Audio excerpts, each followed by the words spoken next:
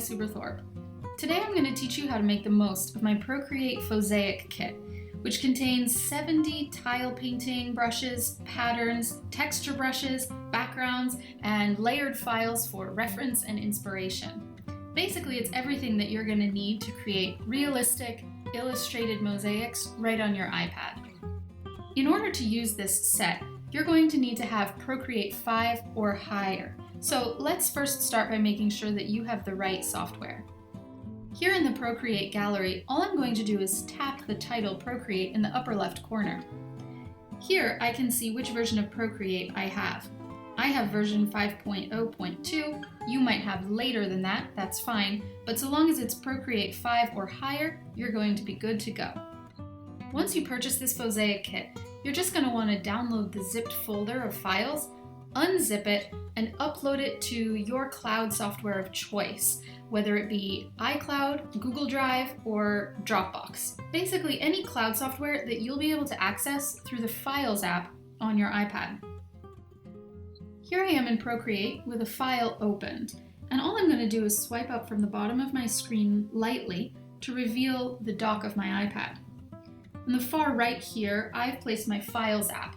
You just need to have your Files app somewhere on the dock of your iPad so that it will be accessible in this particular type of view.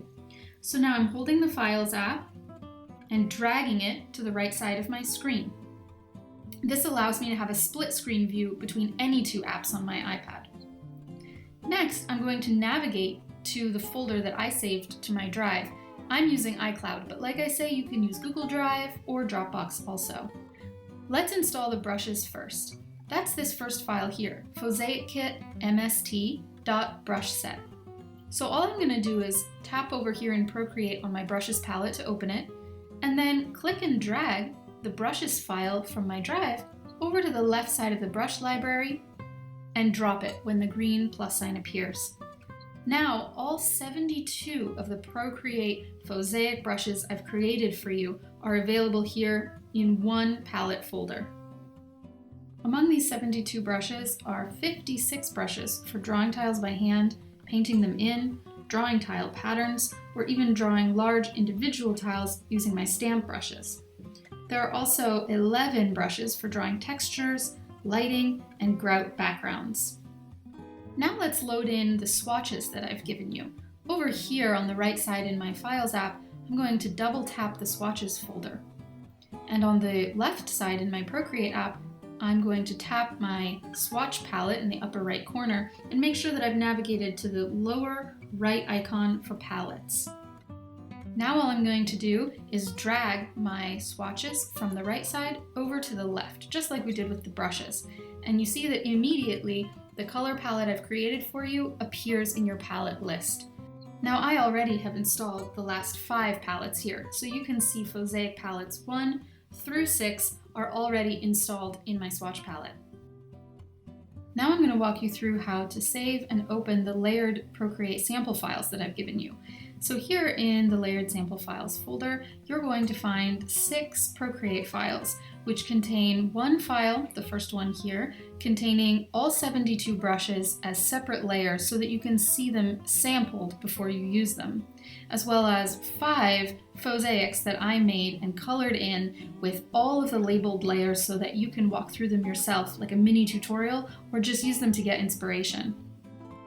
Depending on your internet connection and whether or not this is the first time you've opened this folder in Cloud, these files may take a little bit of time to download because they are so large. I've given you a lot of detail and a lot of layers. With this folder now open, I have 2 options for transferring these files over to Procreate. First, I can simply tap the file that I want, and it imports automatically into Procreate. Now going back to the gallery, I'll show you a way to transfer multiple files at the same time, which is by clicking the Select link in the top right corner of my Files app and selecting the remaining files to transfer, then clicking, dragging, and dropping them over into Procreate when the green plus sign appears. Now I'll hit Done in the upper right corner, and I can leave my Files app because I've transferred everything I need. So I'll just click the center and drag off to the right to close the Files app. Let's dive into the files I've given you, starting with my brush samples, which is this green file here. Remember how I showed you that in my Fosaic Kit brush palette I have 72 different brushes to choose from? I know that it can be hard to view the brushes through simply these brush previews, so I created this file for you so that you can go through each and every layer if you'd like and get a preview of what the brushes look like.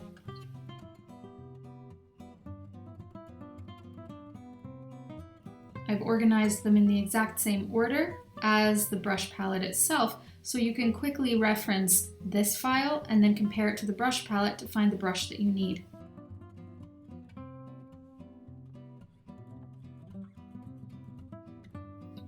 Next, let's take a look at the sample Fosaic file, which is this one in the top right on my gallery screen. This is a completed Fosaic file, utilizing a lot of different types of brushes that I've given you. So the reason that I've kept it such a large and layered file is so that you can come in and turn on and off different layers and really explore what I've done. For example, opening up this folder of the background items, you'll see that you can view how I've added the drop shadow, the tile edges, different coloring. You can see how and where I've added different elements like the frame and the text. And you can even look at the textures that I've used to add some realistic effects like vignetting. So have fun with this file, zoom around, explore the layers, and use it as inspiration for your own designs. The other 4 layered files I've given you show painted in mosaics, which offer different methods for coloring in your designs. And again, they're all layered so that you can come in and look at how I made these, and they can provide some inspiration for your work. You can also use them however you like, so long as it's personal use and not commercial. I've even given you this cute little mosaic file where you can turn off my text layer and add your own by just filling in the tiles. Now let's create a Fosaic completely from scratch, and I'll share with you some of the tips and tricks that I use to make them look the most realistic and impressive. Tapping the plus sign in the upper right corner, I'll just select the first option, screen size. You can choose whatever option you want, and remember to use a very high resolution if you plan to print this one day. In my layers palette, I'm making sure I'm on my first blank layer, and I will select a black color from my color palette. In my Fosaics kit, I'll scroll all the way down to the bottom and choose one of the 4 grout background options. Let's go with the first one, grout, fine texture and light color. Now without lifting my pen, I'm just going to swirl it all over the background here to create a realistic looking grout background.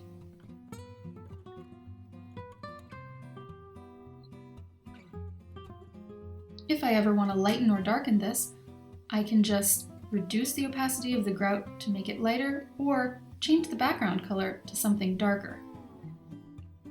Now I'll make a new layer and switch my color palette to white. Over in my brushes palette, I'm going to select a nice pattern that we can color in together. Let's use big diamonds. So with it selected, I'm just going to, again, just like I did with the grout, brush it all over my screen and not lift my pencil as I do so. This prevents the pattern from overlapping on itself. Zooming in, I want to show you that the grout background that we made is visible through the tiles. That's because I've created tile pattern brushes that have blank space in between the tiles, not a background color. So you can adjust the background color and grout color to be anything that you'd like. At this point, I can decide if I like the way that the pattern sits on my canvas, meaning whether I like how it crops off on the top and bottom and sides. If I don't and I want to change it, I'll just come up here to the selection tool, make sure that uniform is selected at the bottom, and then I can drag it out to fit the screen exactly as I'd like. There, I think that's good, so I'll tap the selection tool again to release. Now let's add color to our pattern, and then we'll add dimension later. So I'm coming to my color palette and selecting the first color I want to use. Let's do this turquoise from my Fosaic 1 palette. Next, I'm coming to the select tool, and I'm going to zoom in a little bit on part of the screen so that you can see my selections more clearly. I first want to color in all these central diamonds. So what I'll start by doing with my selection tool selected is come down here and change my selection tool to automatic. And now I'll just tap one of the diamonds. You can see that this creates a pretty sharp selection, and these little blue pixels, those show where the selection actually overlaps the blank space outside of the selection slightly. Well, in fact, we want to overlap the selection quite a bit so that when we clip this inside of the pattern layer, there won't be any white edges showing. So the way to do that is to tap your pencil down on top of the selection that you just made and drag it over to the right. If you drag it a lot, the entire screen is going to fill up with your selection, so you don't want to go that far, but you just want to drag far enough so that the blue pixels surrounding your selection are unbroken. So you can see here that now my selection has blue pixels all around. That's all that I need. Without deselecting, I can still zoom out and I can continue now to tap all of these center diamonds in my pattern.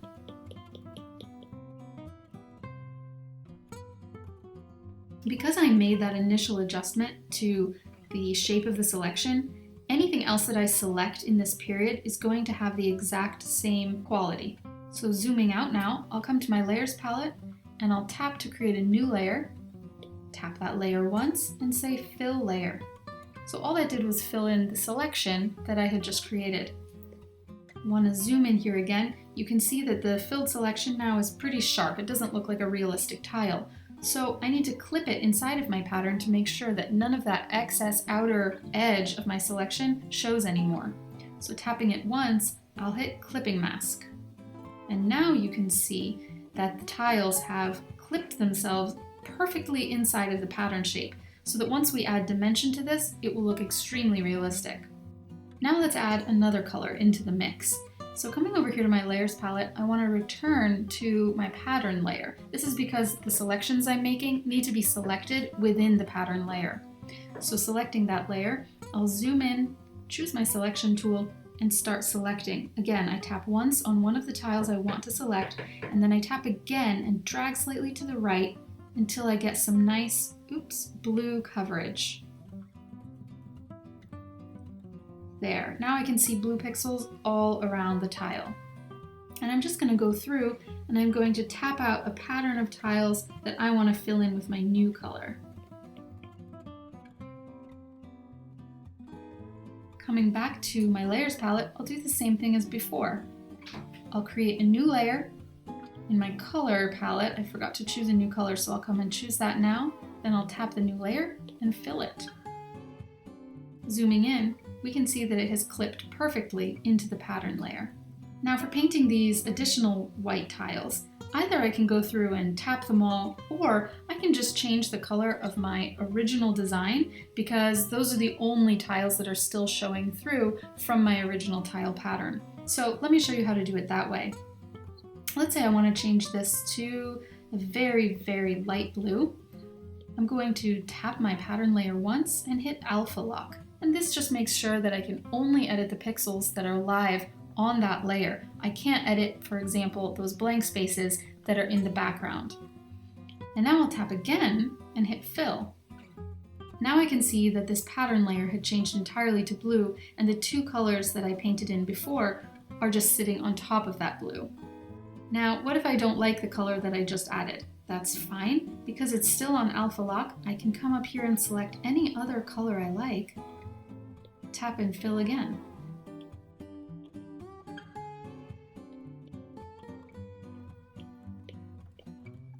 Great. Now I think I'm ready to add dimension. So the first thing I'm going to do is swipe left on my pattern layer to duplicate it.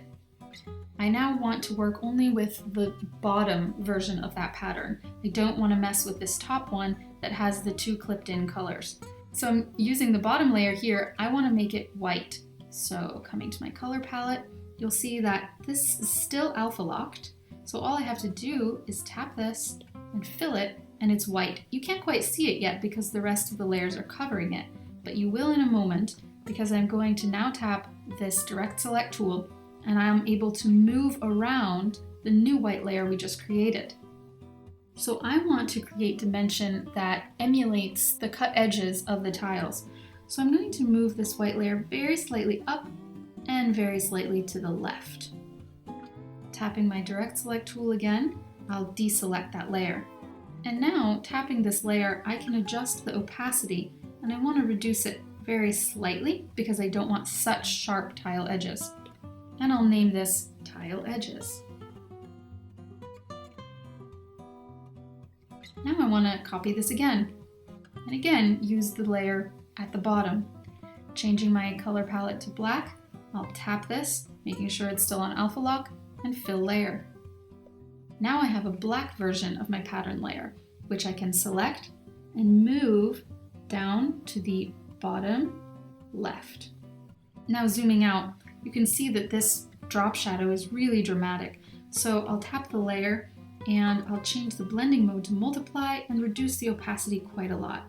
I'll play with this a little bit to get the most realistic look. Now you can see that by turning off the edges and the drop shadow, I'm left with a pretty flat design, but turning them on again creates the dimension that has the realistic effect we're looking for. Next, let's add texture to these tiles to make them look a little bit less homogeneous. So I'm adding a new layer and keeping my palette on black and coming all the way down to the bottom of my toolkit and selecting a texture, like say, concrete. Now I'll just slightly brush my concrete brush over the entire composition, and you'll see it's really too dramatic. So all I have to do is tap to change the opacity, and tap again to change the blending mode to something more realistic looking. There, if I put it on overlay and I zoom in quite a bit, off, on, you can see that that creates a much more realistic and varied texture. So I'll name this concrete so I don't forget what I did here. And lastly, what if I want to add some light to the image to make it look like light is pouring in from one edge? Well, all I have to do is switch to a white brush and come to my light and shadow overlay brush. Make a sweep right across the screen where I'd like my light to go. And again, let's just adjust the opacity and blending mode of this. I can even do the same thing to add a shadow by coming over to black, keeping the light and shadow overlay brush on, making a new layer, and sweeping some shadow across. Adjusting the opacity and the blending mode creates a nice shadow effect. If you want to draw your tiles completely by hand, another type of tile drawing tool that I have here in the Phosaic kit are these tile row brushes. And if I select that, you'll see that I can draw almost like magic these rows of tiles. And if I draw a row and don't lift my pen, then Procreate snaps my line to a perfectly straight line, which I can expand and contract to control the distance between the two tiles. I can make curves this way, and adjusting the brush size adjusts the tile size as well. These brushes are great for drawing your own Phosaics from scratch, making borders, or even helping you fill in more organic looking shapes that you may have drawn as part of your illustration. I also have a couple paintbrushes you can use to draw or color in individual tiles. So this marker for detailed coloring is an opaque brush, and this brush for hand painted effect creates a beautiful organic looking painted texture. The way to use these coloring brushes is to create a brand new layer on top of your composition and paint a little bit on top of your tiles. These are semi-opaque brushes, translucent. So what that means is that if you lift your pen and tap down again, you can create different opacity levels, which is really great for making a more realistic painted look. Now that I've painted so sloppily over my tiles, all I have to do is tap my layer and clip it into my tiles. And you'll see that the painted look of the tiles really shines through. Changing this blending mode to something like multiply or lighten enhances even further the painted effect. The last type of tile brush I've given you are these large tile stamp brushes. I personally love to color these in just to relax, just like using a coloring book. When you've finished coloring in a tile really ornately, you can flatten it and duplicate it to create your own whole tiled pattern. Here's just one example of what you can do if you paint in your own large tile stamp and then duplicate it across your canvas. I hope that this tutorial has inspired you to create mosaic illustrations of your own, and I also hope that you share them with me by tagging me on Instagram. If you're interested in learning my special technique for creating typographic mosaics, whether it's from hand lettering or from a font, you might be interested in the Skillshare class that I teach on that. You can find the link to it